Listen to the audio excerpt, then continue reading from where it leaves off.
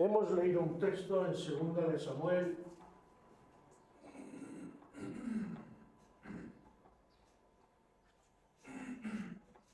muy interesante, porque como nos dice el mismo texto, dice, estas son las palabras postreras de David, cuando ya David estaba próximo a fallecer. Y deja unas palabras escritas para el pueblo, fundamentalmente por el contexto, aunque también se refieren a él personalmente. Dice, dijo David, hijo de Isaí, dijo aquel varón que fue levantado en alto, el ungido del Dios de Jacob, el dulce cantor de Israel.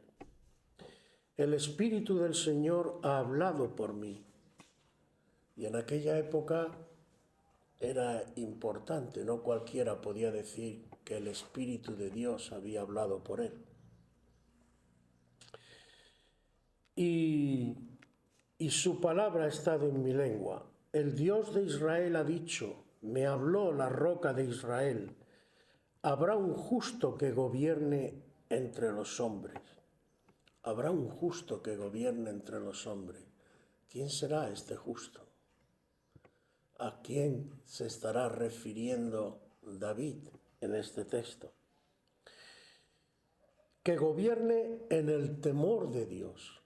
O sea que va a ser un justo que va a gobernar y además va a gobernar en el temor de Dios. Aleluya.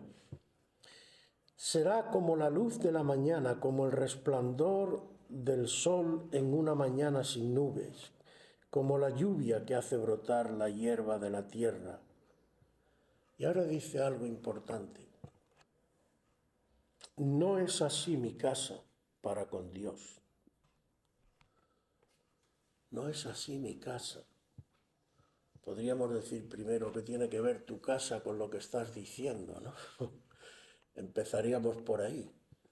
Pero todo el que conoce algo de la Escritura sabe que el Mesías, ese justo que va a gobernar, ese ungido de parte del Señor, viene en descendencia según la casa de David. Y hoy este es el centro, ¿no?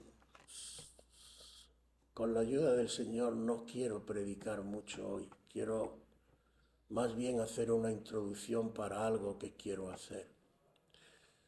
Porque el otro día orando, no sé, noté en mi corazón, y es lo que el Señor ha puesto y es lo que vamos a hacer. Fundamentalmente el Señor me vino a decir, mi pueblo está muy agobiado y cargado, y yo quiero este domingo consolar a mi pueblo. Y es lo que vamos a hacer ahora después. ¿Por qué? Entre otras cosas, porque al igual que David y otros textos que vamos a leer luego, yo sé que cada uno de vosotros ha recibido promesas de Dios y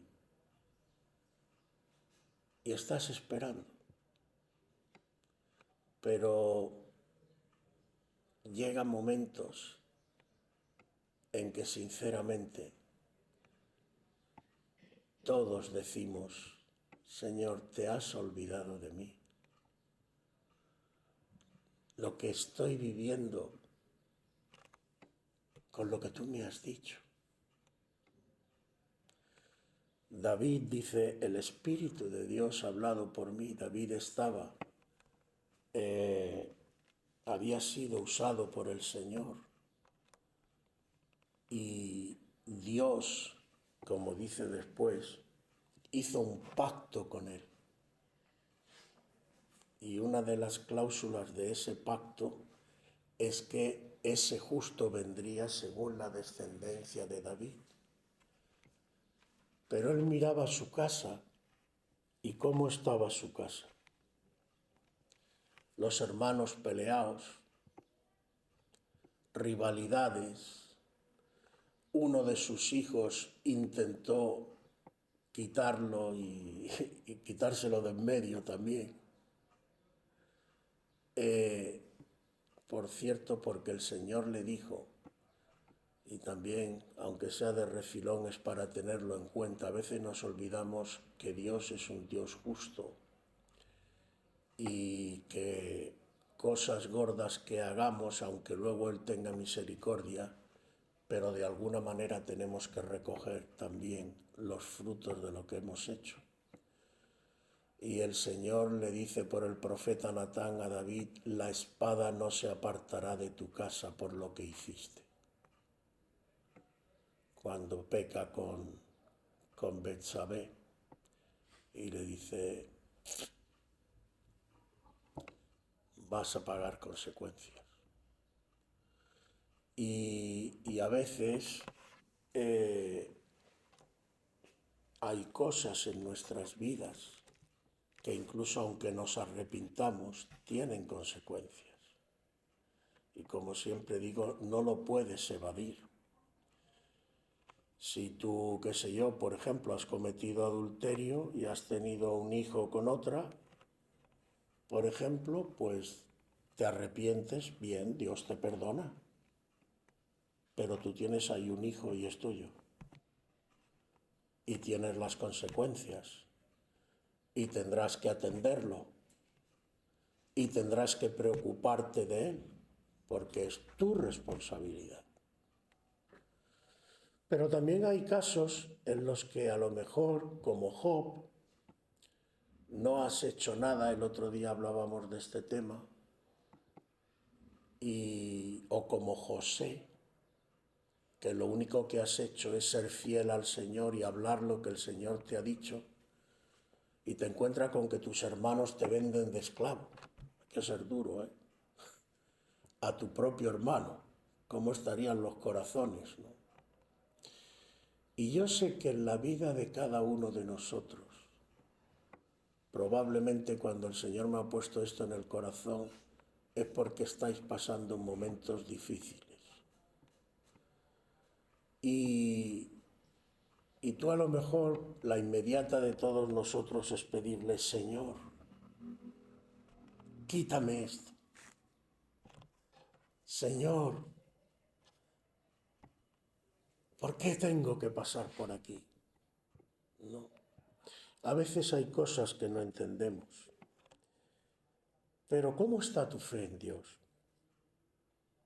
Dice, no es mi casa así para con Dios, sin embargo, Él ha hecho conmigo pacto perpetuo.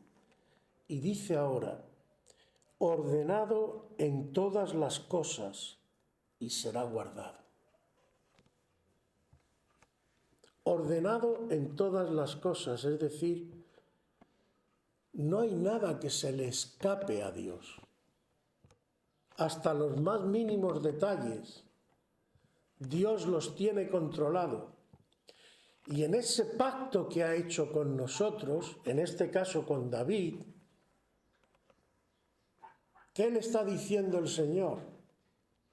¿Y qué es lo que David por la fe sabe y entiende? Yo sé que mi casa no es así. ¿Qué está diciendo? ¿Qué está confesando este hombre que está ungido y a través del cual habla el Espíritu Santo?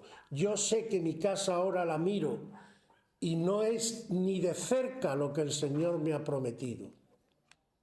Pero yo sé que mi Dios es fiel y no falla. Y sé que cuenta con esto. A lo mejor yo no entiendo, aunque en el caso de David deberías entender porque tú sabes lo que te dijo el profeta Natán.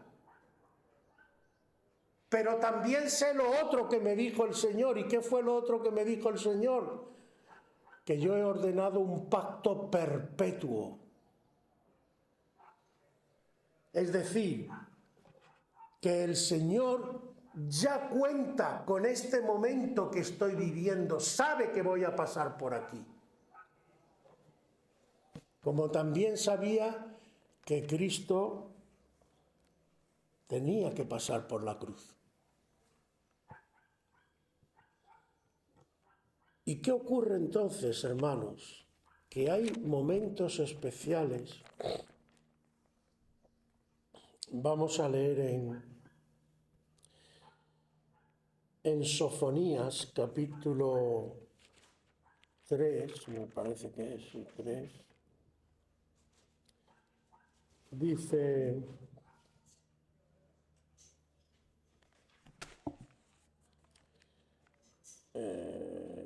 ¿dónde está? Que no te encuentro.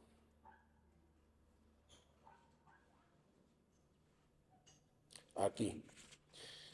Sofonías 3, versículo 18. ¿Lo tenéis alguno? Léelo. Reuniré a los fastidiados por causa del largo tiempo. Tuyos fueron, para quienes el oprobio de ella era una carga. Vale, hasta ahí mismo. No hace falta más. Si queréis os leéis el contexto. Reuniré a los fastidiados por causa del largo tiempo. Tú sabes que hay gente que está fastidiada porque está soportando situaciones durante mucho tiempo y que Dios los conoce y que Dios está atento a ellos. A lo mejor no lo sabías. Pues mira, aquí lo tiene. Y dice que Él los va a reunir y que Él les va a aliviar y los va a consolar y los va a bendecir. Y hay otro texto más, a ver si lo encuentro también, porque ya... que está en Zacarías, en el 9 creo que es, a ver...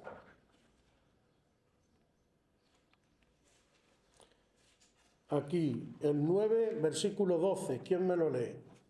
Zacarías 9, versículo 12. Volveos a la fortaleza, oh prisioneros de esperanza. Hoy también os anuncio que os restauraré el doble. ¿Tú sabías que Dios tiene prisioneros de esperanza? Pues los tiene. ¿Sabéis, por ejemplo, qué es un prisionero de esperanza? Hay uno que es visible a todo el mundo. Romanos dice, la creación gime a una, esperando la redención cuando venga el Señor.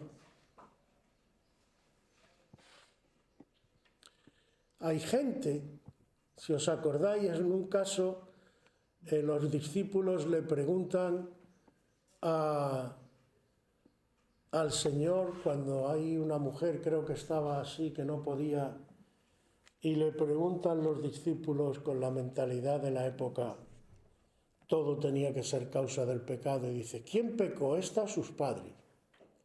Y el Señor, que se supone que no miente, no, dice, ni esta ni sus padres. Esto es para que la gloria de Dios se manifieste en ella. Esa mujer era una prisionera de esperanza. Esa mujer tenía eso en su vida porque iba a glorificar a Dios, porque Dios iba a manifestar en ella. Y así hay situaciones en vuestras vidas, hermanos y hermanas, que no necesariamente son fruto de que lleves una vida muy torcida, pero aún así tú no lo entiendes. Y aún así, cuando hay situaciones que se alargan en el tiempo, te agotan, te fastidian, y tú dices, Señor, ¿hasta cuándo? ¿Hasta cuándo voy a estar así? Y Dios, por algún motivo que no siempre conocemos, o que Dios no quiere que conozcamos hasta que sea el momento adecuado, no te da respuesta. Y te sientes mal. Y te sientes ¿Qué puedes hacer en una situación así? Si por lo que sea que no conocemos, Dios no te quiere dar de momento la respuesta, entonces, ¿qué pasa? Tengo que estar ahí y ya está. No. ¿Qué hizo Cristo? O mejor dicho, ¿qué le pasó a Cristo en Getsemaní cuando estaba clamando a su Padre? Nos dice uno de los evangelistas que se le apareció un ángel. ¿Y qué hizo ese ángel? ¿No os acordáis? Le fortaleció. Hay momentos, y es lo que vamos a hacer ahora inmediatamente,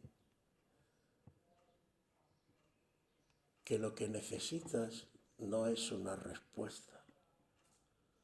Lo que necesitas es experimentar el consuelo de Dios, la fortaleza de Dios.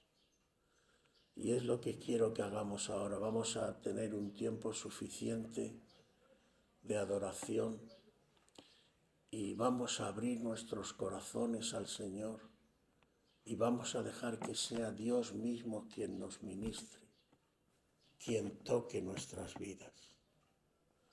Que vengas a Él en esta mañana por fe, tal como eres y tal como estás. Y le digas, Señor, aquí me tienes. Te necesito, Señor. Entra en intimidad con Dios y deja que Él te fortalezca y deja que Él te llene.